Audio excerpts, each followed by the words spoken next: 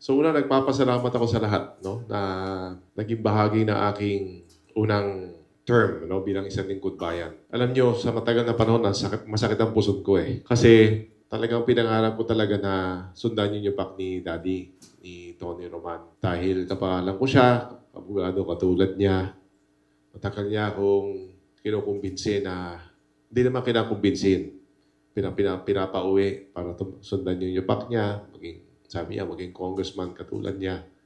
Dahil kung titingnan niyo, hindi naman pinangarap ni Kong Geraldine na maging congresswoman. Kasi nga, dahil yung kanyang background, para siyang tumungtong sa entablado na hinubaran ng sarili. At aalamin at pupunahin yung kanyang background. You know, naalala ko, sabi ko sa kanya dahil meron akong obligasyon sa pamilya, 2 anak na pinapara sa college, ako lang yung nagtatrabaho. Sabi ko, ikaw muna. Ikaw muna. Eh, naalala ko, may tumawag po siya sa akin yan nung kalagitnaan ng kampanya, umiiyak dahil binabatikos daw yung kanyang pagiging transgender. No? So, ako naman, sabi ko, tuloy mo yan. Kaya mo yan. Kinaya naman. Medyo nagpakitang gilas sa paningin ko. Nakilala naman. Noong 2018, sabi ko, pagka hindi ko ginawa to, hindi na makakabalik. So, nagpaalam ako sa pamilya ko. Sabi ko, within 1 year, babalik ako.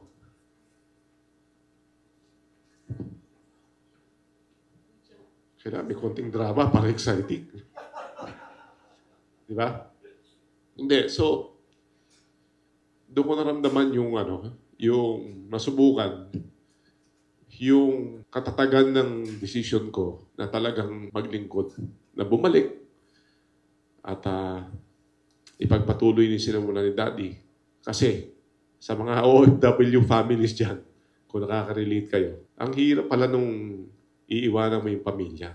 Lalo na yung minor de edad na anak, no? Napakahirap pala. Pero nagawa ko, wala akong pamilya. So nangyari, talagang naging super sipag ako dito para magkaroon ng kahulugan yung ginawa ko. Nung dumating in 2022, after 3 years na tinutulungan si Kong Geraldine sa paggawa ng mga batas, pagkala-gala, hindi ko alam ano tatakbuhin ko. Nalala ko, kausap ko yung anak ko, si Abigail, yung bunso kong anak, na darating dito para sa oath-taking. Sinabi ko, Abigail, parang wala akong matakbuhan. Gusto mo ba akong tumakbo? Sabi nung anak ko sa akin, kailangan mo tumakbo. Sabi ko, bakit? Dad, iniwan mo kami. Tumakbo ka. So, itong pagiging board member ay a blessing in disguise. Kung titignan mo yung pamilya namin, mula kay Daddy, kay Mami, kay Kong Geraldine, congressman, may mga nagsasabi, ba't ka magbubukal? Hindi ka namang pambukal, congressman ka. Pero alam nyo, marami akong hindi ko sineryoso yung payong ganun. Kasi ito yung pagkakataon na mas makilala yung local government sa akin, mas makilala yung mga tao, mga opisyal na nasa Kapitolyo. At sa tatlo na dumaan, mas nakilala ko si Governor Joet. Nakita ko, pareho pala kami ng masipag. Pareho kami nakatutok sa trabaho. Madali kausap. Kasi kung hindi ako pumasok sa Kapitolyo, hindi ko makikita yun eh. Nakilala ko si Vice Gov, si Benji Serrano na alam ko noong araw, yung Mayor, nakikita ko lang, kasama ni Daddy, nakilala ko, katabi ko pa, si Bokal Jomar, na nagtrabaho kay Daddy bago pa man siya naging abogado, nakilala ko pa. Bagamat kami, sabi ko, trabaho kay Daddy, kay Mami, kay Geraldine.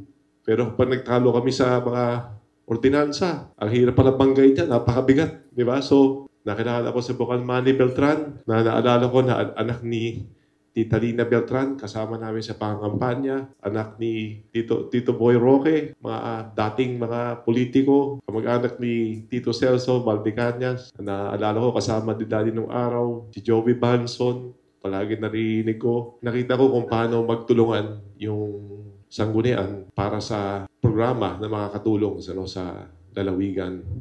Nakita ko rin yung mga pagsubok na hinaharap ng local government, ng provincial government. At syempre, hindi ko makakalimutan to kasi ito nga yung una, yung kaganapan nung pinangako ko kay Daddy na dito ako na mas palagay ko naasa bilang isang lingkod bayan na palagay ko makakatulong sa akin sa Kongreso. Nandito na tayo. I'm a few days away from assuming office as a congressman. Bitbit ko yung karanasan na yan, bitbit ko yung kaalaman. Ano to parang sample to ng pagiging congressman gumagawa tayong batas. Marami tayong mga gandang batas. Sabi ko kay Bukal Jomar, kunin natin yan, dadaling ko sa Kongreso.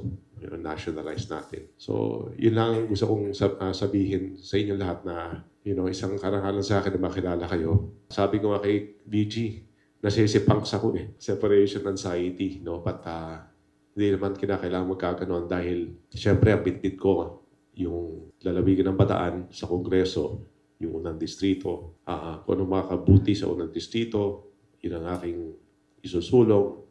At syempre malaking bahagi niyan yung sangguniang palalawigan. Kayo bumubuo ng programa para sa ikabubuti ng Bataan. So sa inyo lahat, maraming salamat po.